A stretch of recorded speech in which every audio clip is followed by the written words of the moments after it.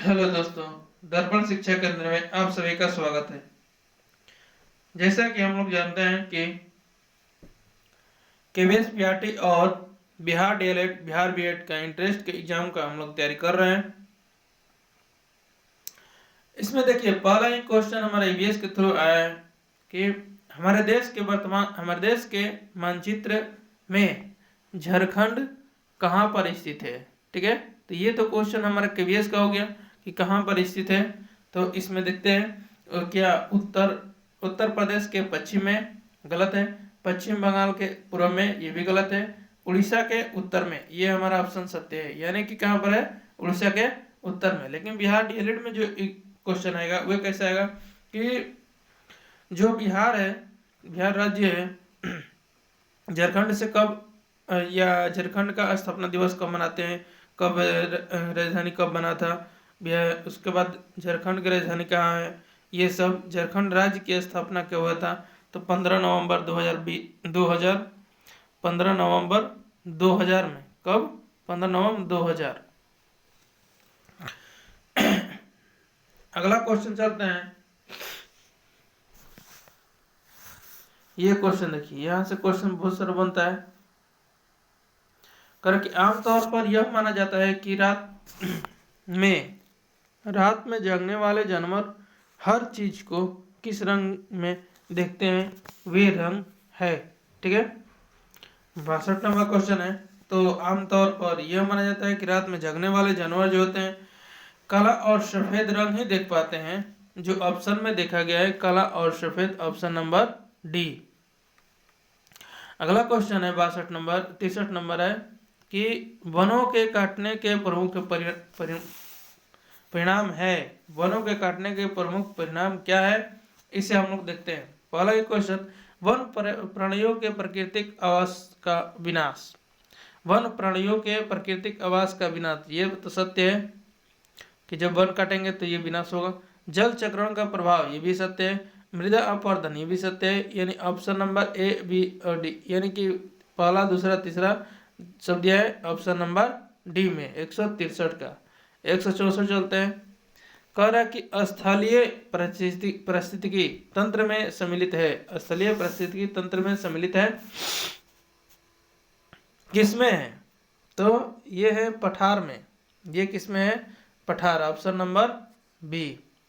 अगला जो क्वेश्चन है, ये क्वेश्चन है कि निम्नलिखित में से कौन सा घटक पारिस्थितिकी तंत्र के जैविक घटक में शामिल है। जैविक घटक में शामिल कौन से हैं। 65 नंबर क्वेश्चन जो दिया है इसमें हम लोग देखेंगे क्या स्वपोषी है, परपोषी है, शाकाहारी है, कौन सा है, ऑप्शन नंबर डी। पारिस्थितिकी तंत्र के जैविक घटक में स्वपोषी, शाकाहारी और परपोषी उपयुक्त सभी शामिल होते हैं, याद रखना है। यानी ऑप्शन नंबर डी हमारा दिया हुआ है, उपयुक्त सभी, 165 का डी। अगला क्वेश्चन कह रहा है कि निम्न में से शाकाहारी घटक है। शाकाहारी घटक कौन से है, तो क्या मेढक है, नहीं, ये तो मांसाहारी, गलत है। हिरण जो होता है शाकाहारी होता है, ऑप्शन नंबर बी। जीवमंडल में सम्मिलित है, तो जीवमंडल में सम्मिलित कौन सा है, तो ऑप्शन नंबर मानव भी है, जीव जंतु भी है, पेड़ पौधे भी हैं, ऑप्शन नंबर डी सभी होगा। ठीक है, 168 का देखते हैं। भारत के मानचित्र में दिल्ली की स्थिति के सापेक्ष हिमाचल प्रदेश की राजधानी शिमला और मध्य प्रदेश की राजधानी भोपाल क्रमशः स्थित है।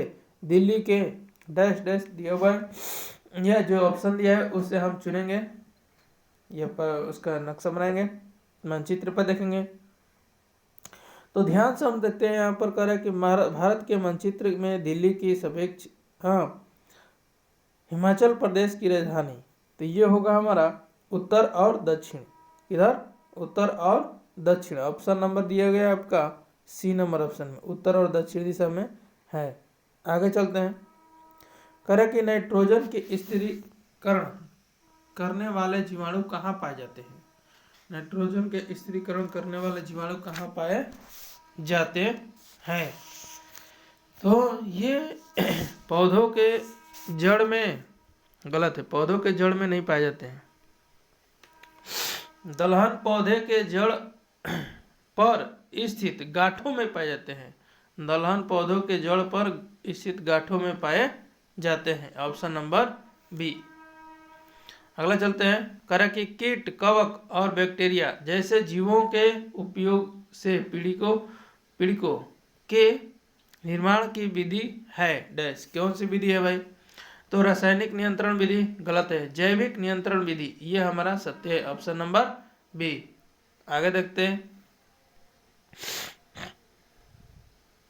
आगे करा कि निम्न में से कौन सा स्वस्थ अस्थियां के लिए आवश्यक है? निम्न में से कौन सा स्वस्थ अस्थियों के लिए आवश्यक है? तो स्वस्थ अस्थियों के लिए कैल्शियम की और विटामिन की जरूरत पड़ती है। ऑप्शन नंबर डी में दिए गए हैं कैल्शियम और विटामिन डी। ठीक है, आगे चलते हैं। अगला क्वेश्चन दिया गया है कि रेगिस्तानी ओक के बारे में सही चुनिए। तो कह रहा है कि यह पेड़ ऑस्ट्रेलिया में पाया जाता है। ये तो बात सत्य है। एक विशेष प्रकार के पेड़ है जिसकी जड़ें टहनियों से लटकती है। ये गलत है। इस पेड़ की जड़ें जमीन से उस गहराई तक जाती है, हाँ, तब तक कि पानी न पहुंच जाए। ये भी सत्य है। कह रहा है कि इस पेड़ के तने में पानी जमा होता रहता है और अस्थायी लोग पतले पाइप का उपयोग करके इस पानी को पीते हैं। ये भी सत्य है। यानी ऑप्शन नंबर ए, सी और डी सभी सत्य जो दिया गया है बी में। प्राकृतिक खेत में रासायनिक उर्वरक का उपयोग डैश। ठीक है, दिया गया है रासायनिक उर्वरक का उपयोग क्या है? तो नहीं होता है। रासायनिक उर्वरक का उपयोग प्राकृतिक खेत में नहीं होता है। ऑप्शन नंबर ए, और ये भी हमारा क्या होगा? सत्य है।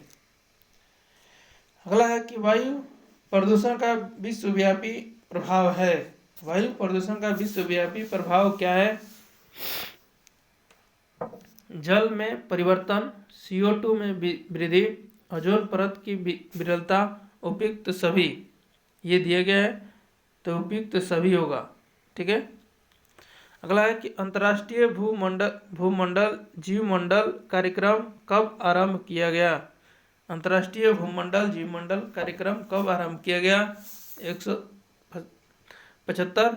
तो इसका 1986 में, 1988 में, 1990 में, 1992 में, तो 1988 में।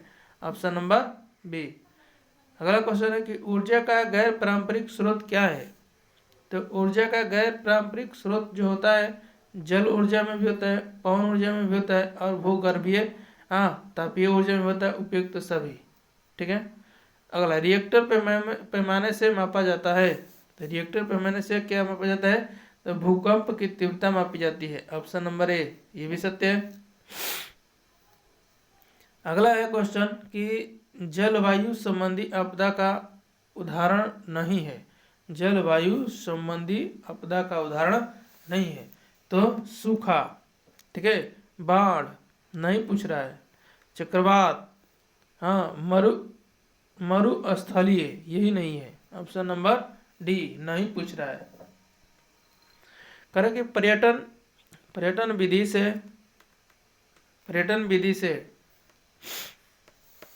पहला ऑप्शन, बालक को जो ज्ञान मिलता है वह पूर्ण होता है। सही है। ठीक है, देखते हैं। जो ज्ञान मिलता है वह पूर्ण होता है, कुछ हद तक सही है। भौतिक जैविक पर्यावरण के सही प्रकरण बढ़ाए जा सकते हैं, कुछ हद तक सही है। ठीक है, कह रहा कि पर्यावरणीय समस्या के प्रति बालक में जागरूकता, ये इंपॉर्टेंट है। सबसे भी ये क्वेश्चन ये गलत।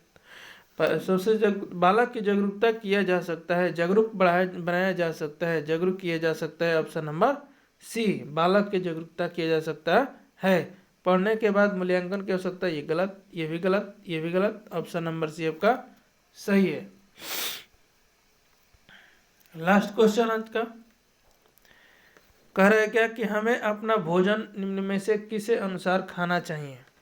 पसंद के अनुसार, भूख के अनुसार, पेट के आकार के अनुसार, शरीर की पोषण तत्वों के अनुसार। किसके अनुसार खाना चाहिए, तो ये तीनों गलत है। चौथा ऑप्शन दिया है शरीर के पोषण तत्वों के आवश्यकता के अनुसार खाना चाहिए, ऑप्शन नंबर डी सत्य है। थैंक्स, धन्यवाद।